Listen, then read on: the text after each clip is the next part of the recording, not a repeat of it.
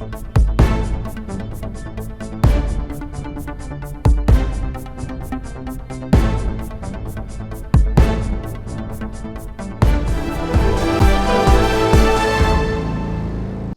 To ఋషి reports. ఇవాళ నేను పవన్ కళ్యాణ్ పిఠాపురం నుంచి అసెంబ్లీలో అడుగు పెట్టబోతున్నారా లేదా, పిఠాపురం నుంచి పవన్ కళ్యాణ్ గెలుస్తారా లేదా? మేబీ మీకు ఆశ్చర్యంగా ఉండొచ్చు, ఎట్లా ఋషి ముందే ఎలా చెప్తాడు పిఠాపురం నుంచి పవన్ కళ్యాణ్ గెలుస్తాడా లేదా అంటే, నో, నేను ఆయన గెలుస్తాడా లేదా చెప్పట్లేదు. ఆయనకున్న అవకాశాలు ఏంటి, గతంలో ఏం జరిగింది, ప్రస్తుతం పరిస్థితి ఏంటి, దాని గురించి మాట్లాడతాను. ఒకసారి పవన్ కళ్యాణ్ ఏంటి అనుకుంటే కనుక, ఆంధ్రప్రదేశ్ రాజకీయాల్లో ఖచ్చితంగా పవన్ ఒక ప్రత్యేకమైన వ్యక్తి. ఎందుకు ప్రత్యేకమైన వ్యక్తి అంటే, సినిమా నేపథ్యం నుండి రాజకీయాల్లోకి వచ్చారు. అంతకుముందు పవన్ కళ్యాణ్ అన్నయ్య చిరంజీవి ప్రజారాజ్యంతో వచ్చారు. తర్వాత కాంగ్రెస్ పార్టీలో అది కలిసిపోయింది. ఆయన కేంద్ర మంత్రిగా పనిచేశారు. తర్వాత రాజకీయాలకి దూరం అయిపోయి మళ్ళీ సినిమాలు చేసుకుంటున్నారు. ఇది చిరంజీవి ప్రస్థానం. పవన్ కళ్యాణ్ పార్టీ పెట్టి 10 ఏళ్ళు అవుతోంది. సరే, పార్టీ ఎంత బలపడింది, క్యాడర్ ఎంత ఉంది, ఇవన్నీ గతంలో వీడియోలో మనం మాట్లాడుకున్నాం. కానీ ఈ 2024 ఎన్నికలకు మాత్రం పవన్ కళ్యాణ్ ఒక ప్రత్యేక పంథాతో రాజకీయాల్లో ముందుకెళ్తున్నారనే మాత్రం కాదనలేని విషయం. ఈ విషయం వైఎస్ఆర్సీపీ కూడా ఒప్పుకుంటుంది. ఎందుకంటే జగన్మోహన్ రెడ్డి నుంచి వైసీపీలో మంత్రులు కానివ్వండి, ముఖ్యంగా కాపు సామాజిక వర్గానికి చెందిన నాయకులు, మంత్రులు, ఇతర కార్యకర్తలు, వీళ్ళందరూ కూడా ఒక యాంటీ పవన్ కోటరీగా ఎస్టాబ్లిష్ అయ్యి పవన్ కళ్యాణ్కి వ్యతిరేకంగా ఆయన ఇమేజ్ని ఎంత డ్యామేజ్ చేయగలిగితే అంత చేయాలనే ప్రయత్నం చేశారు. ఇది పవన్ మీద వ్యక్తిగతమైన కక్ష, కుట్ర కాదు. రాజకీయాల్లో ఏ పార్టీ అయినా కూడా తన ఒక ప్రత్యర్థి బలపడుతున్నాడు అంటే కనుక ఖచ్చితంగా అతని బలాన్ని తగ్గించాలి, అతని మానసిక స్థైర్యాన్ని తగ్గించాలి అని ప్రయత్నం చేస్తారు. అదే జగన్మోహన్ రెడ్డి కానీ ఆయన పార్టీ నాయకులు కానీ చేసింది తప్ప, ఇందులో జగన్మోహన్ రెడ్డికి పవన్ కళ్యాణ్ మీదో, పవన్కి జగన్ మీద వ్యక్తిగత కక్షలు, కార్పణ్యాలు ఏముండవు. సో ఏమేం ప్రయత్నాలు చేశారు అంటే, అసలు పవన్ కళ్యాణ్ రాజకీయాలకు పనికిరాడని, పవన్ కళ్యాణ్ పెళ్లిళ్ల స్టార్ అని, ప్యాకేజీ స్టార్ అని, పావలా స్టార్ అని, ఇంటర్వెల్ ఎక్కువ సినిమా తక్కువ అని, ఇలా అనేక రకాల కామెంట్స్ చేశారు. ఇంకా నేను కొన్ని చెప్పాను, ఇంకా చాలా ఉన్నాయి. డబ్బులు కమ్ముడుపోయి కేవలం చంద్రబాబు నాయుడిని గెలిపించడానికే పార్టీ పెట్టాడని, అందుకే చంద్రబాబు ముఖ్యమంత్రి చేయడమే ఈయన రాజకీయ లక్ష్యం అని. ఇవన్నీ ఏ రాజకీయ నాయకుడికి, ఏ రాజకీయ పార్టీకి మరో రాజకీయ పార్టీ నాయకుడిని ముఖ్యమంత్రి చేయాలనే లక్ష్యం ఉండదు. అలాంటి లక్ష్యంతో ఎవరు రాజకీయాల్లోకి రారు. మరి పవన్ కళ్యాణ్ ఏమిటి ప్రత్యేక పంథా ఈ ఎన్నికల్లో అంటే, గత ఎన్నికల్లో 2019 ఎన్నికల్లో ఒక్క సీటు మాత్రమే గెలుచుకోగలిగారు, రాజోల సీటు. పవన్ కళ్యాణ్ సాక్షాత్తు 2 చోట్ల భీమవరం, గాజువాకల్లో ఓడిపోయారు. అది ఆయనకి చాలా అవమానకరమైన విషయం. కానీ దాన్ని ఆయన వదిలేసి మళ్ళీ ముందుకెళ్ళారు. ఎందుకు అవమానకరం అన్నాను? పార్టీలు, రాజకీయాలు గెలుపోవటం సహజం. కానీ Pawan Kalyan as a star, power star Pawan కళ్యాణ్గా సినిమాల్లో ఎంతో ఖ్యాతి తెచ్చుకుని కొన్ని కోట్ల రూపాయల బిజినెస్ టర్నోవర్ చేసే నిర్మాతల పాలిట ఒక వరంగా ఉన్న పవన్ కళ్యాణ్, ఆయనకి ఫ్లాపులు లేవు అంటే ఫ్లాపులు కూడా ఉన్నాయి. ఖచ్చితంగా ఏ స్టార్కైనా హిట్స్, ఫ్లాప్స్ ఉంటాయి. కానీ అంత స్టార్డమ్ ఉన్న ఒక హీరో దాన్ని కాదనుకుని రాజకీయాల్లోకి రావడానికి ఆయనకు ఒక నేపథ్యం, అవన్నీ చాలాసార్లు మనం మాట్లాడుకున్నాం. ఆయన ఎన్నాళ్ళు రాజకీయాలు చేయాలనుకుంటున్నారు, ఎందుకు చేయాలనుకుంటున్నారు, సినిమాలంటే ఎందుకు ఇష్టం లేదు అని. హ్యావింగ్ సెడ్ దిస్, రేపు పొద్దున్న ఆయన ఎమ్మెల్యేగా గెలిచి, లేకపోతే ఇంకో పదవి తీసుకున్నా ఆయన సినిమాలు కంటిన్యూ చేస్తారు. ఎస్, ఎందుకంటే అది ఆయనకి అవసరం. పవన్ కళ్యాణ్ అనే వ్యక్తి తాలూకా అస్తిత్వము, బలము ఏమిటంటే సినిమాలే. సినిమాలను వదిలేసే పరిస్థితి ఎప్పుడు వస్తుందంటే, ఒక రాజకీయ నాయకుడిగా తనను తాను చాలా గొప్పగా ఎస్టాబ్లిష్ చేసుకుని ప్రజలందరూ కూడా రిసీవ్ చేసుకున్నప్పుడు, యాక్సెప్ట్ చేసినప్పుడు మాత్రమే పవన్ కళ్యాణ్ పూర్తిగా సినిమాలు వదిలేస్తారు. ఇది నా అభిప్రాయమే అవ్వచ్చు, కానీ ఇదే జరుగుతుందని నా నమ్మకం కూడా. ఇక పిఠాపురం, ఇవాళ రాష్ట్ర వ్యాప్తంగా పిఠాపురానికి ఒక ప్రత్యేకత వచ్చింది. ఏంటి పిఠాపురం అంటే, కాకినాడ పార్లమెంట్ నియోజకవర్గంలో పిఠాపురం ఒక అసెంబ్లీ నియోజకవర్గం. ఈ అసెంబ్లీ నియోజకవర్గం నుంచి పవన్ కళ్యాణ్ పోటీ చేస్తున్నారు. ఒక దశలో పిఠాపురమా, లేకపోతే కాకినాడ ఎంపీనా, లేకపోతే మళ్ళీ భీమవరమా, లేకపోతే రాయలసీమ అనంతపురమా, ఇలా రకరకాల పేర్లు చర్చలోకి వచ్చాయి. ఫైనల్గా పిఠాపురం నుంచే ఆయన రేపు బరిలోకి అసెంబ్లీ ఎన్నికలకి దిగబోతున్నారు. ఇవాళ ఈ చర్చ ఎందుకంటే, అక్కడ మాజీ ఎమ్మెల్యేగా ఉన్న తెలుగుదేశం పార్టీ నేత వర్మ ఇంటికి పవన్ కళ్యాణ్ వెళ్ళడం, అనేది ఇక్కడ చాలా విషయం ఏంటంటే పవన్ కళ్యాణ్ ఎస్ రాజకీయాలు ఆయన పూర్తిగా అంతుబట్టాయి, రాజకీయ నాయకుడుగానే ఆలోచిస్తున్నారు. అందుకే రాజకీయ నాయకుడిగా ఆలోచిస్తున్నారు కాబట్టి తెలుగుదేశం పార్టీ కష్ట సమయంలో ఉన్నప్పుడు పొత్తుకు వెళ్ళడము, బీజేపీ నేతృత్వంలో ఉన్న ఎన్డీఏలో తెలుగుదేశం పార్ట్నర్గా జాయిన్ అయ్యి బీజేపీ జనసేన తెలుగుదేశం కూటమి ఎగనెస్ట్ వైఎస్ఆర్సీపీకి ఎన్నికలకు వెళ్ళడం, ఇదంతా కూడా ఊరికి అలా జరిగిపోలేదు. BJP is not interested to meet Chandrababu Naidu, లేకపోతే ఎన్డీఏలోకి ఆయన తీసుకోవడానికి.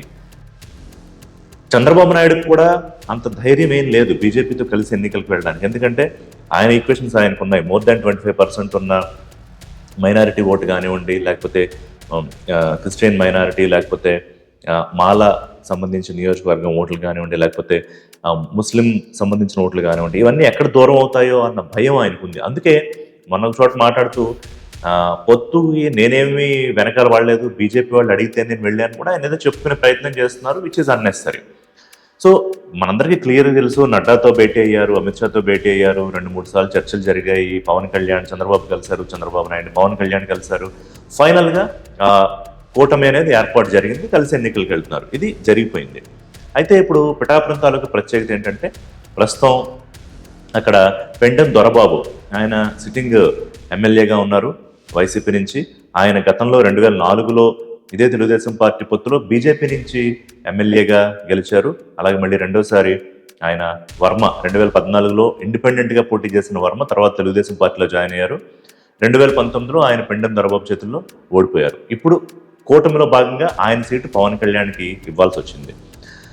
మరి ఎందుకు అంత అల్లరి జరిగింది అంటే 2 అంశాలు. ఒకటి, పవన్ కళ్యాణ్ సుస్పష్టంగా నేను ఫలానా చోట నుంచి పోటీ చేస్తానని బహుశా చంద్రబాబు నాయుడుతో ముందే చెప్పలేకపోవడము, లేదు పిఠాపురం నుంచి జనసేన అధినేతగా పవన్ కళ్యాణ్ కూటమిలో భాగస్వామిగా పోటీ చేసే అవకాశం ఉండొచ్చు కాబట్టి అక్కడ వర్మని ముందే అడ్జస్ట్ అవ్వాలి, కాంప్రమైజ్ అవ్వాలి అని బహుశా తెలుగుదేశం పెద్దలు అడగకపోవడమా, ఏదైనా అక్కడ కొంచెం మిస్కమ్యూనికేషను, ప్రిపరేషన్ లేని ఒక పద్ధతి కనిపించింది. చాలా పెద్ద ఎత్తున గొడవ చేశారు వర్మ అనుచరులు, తెలుగుదేశం పెద్దల్ని తిట్టారు, దిశబొమ్మలు కాల్చారు, ఇవన్నీ జరిగాయి. ఫైనల్లీ చంద్రబాబు నాయుడు వర్మని పిలిపించుకోవడము, ప్రభుత్వం రాగానే ఎమ్మెల్సీ సీట్ ఇస్తానండము, ప్రాముఖ్యత ఇస్తానంటే ప్రామిస్ అన్నీ జరిగాయి. మళ్ళీ ఒకసారి పవన్ కళ్యాణ్ పిఠాపురం కాదేమో ఇంకోటేమో అమిత్ షా కాకినాడ నుంచో ఇంకో చోటు నుంచి ఎంపీగా పోటీ చేయమంటున్నారు. ఇప్పుడు ఒక పార్టీ అధినేతకి పొత్తులో ఇంకో పార్టీ అధినేత లేకపోతే ఇంకొకళ్ళు ఎక్కడి నుంచి పోటీ చేయాలో చెప్పడం ఏంటి? ఆయనకంటూ పార్టీ ఉంది, ఆయన పార్టీకి అధినేత, ఆయన నిర్ణయించుకోవాలి ఎక్కడి నుంచి పోటీ చేయాలో. మరి ఇలాంటి కామెంట్స్ పవన్ కళ్యాణ్ చేస్తూ ఉంటారు, ఎందుకో ఆయనకి తెలియాలి. మొత్తం మీద ఆయన కాకినాడ పిఠాపురంలో ఎమ్మెల్యేగా పోటీ చేద్దాం అనుకుంటున్న ఉదయ్ ఆయనకి కాకినాడ పంపించి ఎమ్మెల్యేగా ఈయన పిఠాపురం నుంచి బరిలో దిగుతున్నారు. సో ఎక్కడో చిన్న ఇప్పుడు ఇక్కడ ఓట్ ట్రాన్స్ఫర్ చాలా ఇంపార్టెంట్. తెలుగుదేశం పార్టీ నుంచి జనసేన నుంచి ఉన్న చోట, అలాగే బీజేపీ నుంచి ఉన్న చోట, ఈ 2 పార్టీల నుంచి ఇలా చాలా 3 పార్టీల మధ్య ఒక అద్భుతమైన ఓట్ ట్రాన్స్ఫర్ షిఫ్టింగ్ జరిగితే తప్ప అధికార వైసీపీ క్యాండిడేట్స్ ఓడించడం ఏమంత సులువు కాదు. సో ఇప్పుడు పవన్ కళ్యాణ్ రిలీజ్ అయింది ఏంటంటే వర్మ ఆల్రెడీ కాంప్రమైజ్ అయ్యారు, జనసేన పార్టీ ఆఫీస్కి వచ్చారు, కలిశారు. కానీ ఇంకా ఏం చేయాలి? వర్మ కానీ ఆయన అనుచరులు కానీ తెలుగుదేశం పార్టీ కేడర్ కానీ పవన్ కళ్యాణ్ కోసం పనిచేయాలంటే ఏదో ఒకటి చేయాలి. అందుకని సాక్షాత్తు పవన్ కళ్యాణే పిఠాపురం వెళ్ళి వర్మ ఇంటికి వెళ్ళారు. ఇది ఖచ్చితంగా కలిసి వచ్చే అంశమే నేను అనుకుంటున్నా. మరోవైపు వంగా గీత పవన్ కళ్యాణ్ మీద వైఎస్ఆర్సీపీ నుంచి పోటీ చేస్తున్నారు. ప్రస్తుతం ఆవిడ కాకినాడ ఎంపీగా ఉన్నారు, ఎంపీ నుంచి ఎమ్మెల్యేగా వస్తున్నారు.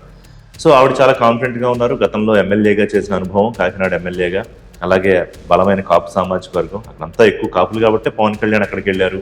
కాపు వర్సెస్ కాపు, అలాగే అది కలిసి వస్తుందని పవన్ కళ్యాణ్ మెచ్యూర్డ్ పాలిటిక్స్ చేయట్లేదని, కులం లేదంటూనే కుల రాజకీయాలు చేస్తున్నారని ఇలా ఆవిడ విమర్శలు చేస్తూ ఉన్నారు.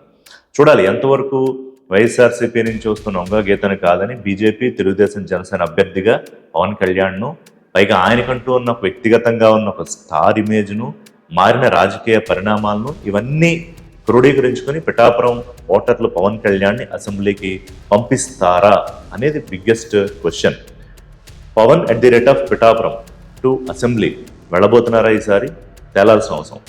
మరి పెండెం దొరబాబు ఆయనకి ఇవ్వలేదు సీటు, ఆయన ఏం చేస్తారు? అలాగే వర్మ తాలూకా అనుచరగణం పూర్తిగా కలిసి వస్తారా అనేది కూడా చూడాల్సిన అవసరం కనిపిస్తోంది. మొత్తం మీద ఏంటంటే చాలా రాద్ధాంతం తర్వాత, చాలా గందరగోళం తర్వాత వర్మ కాంప్రమైజ్ అవ్వడము, అక్కడ పక్కకి తప్పుకోవడము, పవన్ కళ్యాణ్ పోటీకి సిద్ధమవ్వడము, వంగా గీత మీద పోటీ చేయడము. సో ఇప్పుడు వైఎస్ఆర్సీపీ వర్సెస్ కూటమి, వంగా గీత వర్సెస్ పవన్ కళ్యాణ్. ఖచ్చితంగా స్టార్డమ్ ఇమేజ్ పోల్చుకుంటే పవన్ కళ్యాణే ఒక అడుగు ముందుంటారు. అయితే ప్రభుత్వం అధికార పార్టీకి సంబంధించిన నేతగా, ఆల్రెడీ అక్కడ పనిచేసిన అనుభవం ఉన్న నేతగా వంగా గీతను కూడా తక్కువ అంచనా వేయడానికి లేదు. ఈ బ్యాటిల్ ఎలా ఉంటుందో చూడాల్సిన అవసరం కనిపిస్తోంది. మరోవైపు పవన్ కళ్యాణ్ ఎందుకు వైఎస్ఆర్సీపీ సీరియస్గా తీసుకుందో కూడా ఒకసారి నేను చెప్తాను మీకు. వారాహి అని పవన్ కళ్యాణ్ ఒక పేరు పెట్టుకుని ఒక వెహికల్ రెడీ చేసుకున్నారు. దానికి ఈ రోజు కూడా సరిగ్గా అనుమతులు ఇవ్వకపోవడము, ఇంతకుముందు ఆయన వైజాగ్లో హోటల్లోనే అరెస్ట్ చేయడము, ఆయన అభివాదం ఎలా చేయాలో కూడా చెప్పడము, ఆయన రోడ్ల మీద బైఠాయించడము, లేకపోతే పడుకోవడం, ఇవన్నీ రెగ్యులర్గా మనకు కనిపించే దృశ్యాలు. అంటే ఎక్కడో పవన్ కళ్యాణ్ అనే ఒక వ్యక్తి, అది బలం ఇంతే కావచ్చు, కానీ ఖచ్చితంగా వైఎస్ఆర్సీపీ పార్టీని, ఆ పార్టీ అధినేత జగన్నే ఆయన కొంత ఇబ్బంది పెట్టాడు, ఇరిటేట్ చేశాడు. పవన్ కళ్యాణ్ జనసేన కలవకుండా ఉండడానికి కూడా వైసీపీ నేతలు చాలా ప్రయత్నం చేశారు. నీకు సీట్లు తక్కువ ఇస్తున్నారని, లేకపోతే ఓడిపోయి సీట్లు ఇస్తున్నారని, లేకపోతే అదని ఇదని, ఆత్మ గౌరవం లేదని రకరకాలుగా ప్రయత్నాలు చేశారు. కానీ దాన్ని బ్రేక్ చేయలేకపోయారు. చివరి నిమిషాల్లో ఎన్డీఏలో తెలుగుదేశం పార్టీ కలవకుండా పవన్ చంద్రబాబు ప్రయత్నాలను అడ్డుకోవడానికి కూడా జగన్మోహన్ రెడ్డి ప్రయత్నం చేశారు. చేయకపోవడం ఏం లేదు. ఆయన ఢిల్లీ వెళ్ళారు, మోడీ గారిని కలిశారు, అమిత్ షాని కలిసే ప్రయత్నం చేశారు. ఎలా అయినా ఈ పొత్తు జరగకుండా ఉండడానికి కూడా ఆయన ప్రయత్నాలు చేశారు. ఎందుకంటే Telugu Desam party versus YSRCP, Jaganmohan Reddy game చాలా ఈజీ అయి ఉండేది. కానీ ఎప్పుడైతే జనసేన కలిసిందో టఫ్ ఫైట్ అయింది. ఎప్పుడైతే బీజేపీ కలిసిందో ఈ కూటమి బలం ఎక్కువగా కనిపిస్తోంది. మరి జనసేన పవన్ కళ్యాణ్, అలాగే టీడీపీ చంద్రబాబు నాయుడు, బీజేపీ సరే మనం మోడీయే అనుకోవాలి. ఎందుకంటే రాష్ట్రంలో పురంధేశ్వర్ ఉన్న అంతా కేంద్ర పార్టీయే నడిపిస్తుంది కాబట్టి ఎంతవరకు ముందుకి వెళతారు, ఎంతవరకు వైఎస్ఆర్సీపీని బీట్అవుట్ చేయగలుగుతారు అనేది చూడాల్సిన అవసరం కనిపిస్తుంది. బట్ నాకైతే ఖచ్చితంగా ఈసారి పిఠాపురం నుంచి పవన్ కళ్యాణ్ మొట్టమొదటిసారిగా 2024లో అసెంబ్లీలోకి అడుగు పెట్టే అవకాశాలే కనిపిస్తున్నాయి. చూద్దాం ఏం జరుగుతుందో. ఎన్నికల నాటికి ఇంకా పరిణామాలు ఎలా మారతాయి. ఇంకా దాదాపుగా 40 రోజులు కనిపిస్తుంది ఎన్నికలకి. ఈ లోపు ఈక్వేషన్స్, సమీకరణాలు, బలాలు అటు ఇటు కూడా మారుతూ ఉండొచ్చు. మళ్ళీ ఈ అంశాన్ని మాట్లాడుకుందాం. దిస్ ఇస్ ఋషి సైనింగ్ ఆఫ్.